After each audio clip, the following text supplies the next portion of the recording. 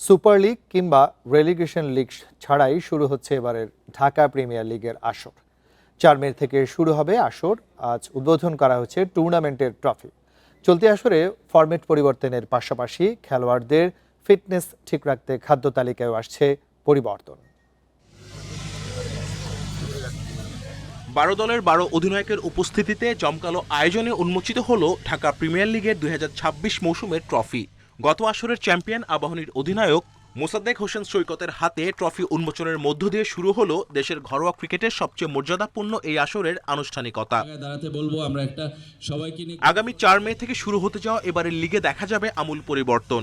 গতানুগতিক ধারার বাইরে গিয়ে বিসিবি এবার ক্রিকেটারদের ফিটনেস এবং টুর্নামেন্টের ফরম্যাটে এনেছে বড় চমক।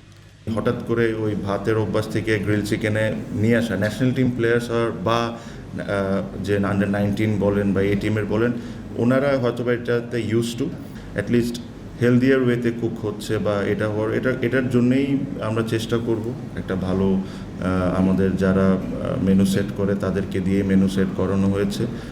দীর্ঘদিনের পরিচিত সুপার লিগ এবং রেলিগেশন লিগ এবার থাকছে না।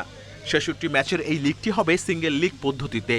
12টি দল একে অপরের মুখোমুখি হবে একবার করে।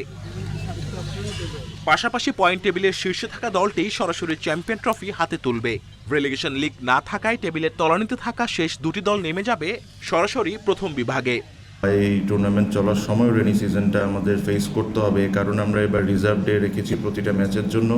আর 6টা গ্রাউন্ডে ম্যাচ হলে প্রত্যেকটা একটা রাউন্ড এক ম্যাচ করে শেষ হয়ে যাবে বেসিকলি। টুর্নামেন্টের জন্য বিকেএসপির দুটি মাঠ, BKSP, Bashundhara sports complex, cricketers academy এবং ইউল্যাবের মাঠকে বেছে নেওয়া হয়েছে।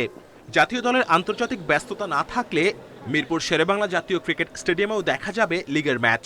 প্রতিটি ম্যাচের মাঝখানে থাকবে 2 দিনের বিরতি। প্রথম দিনটি থাকবে reserve day. Kamrul Hasnat, independent news, Dhaka.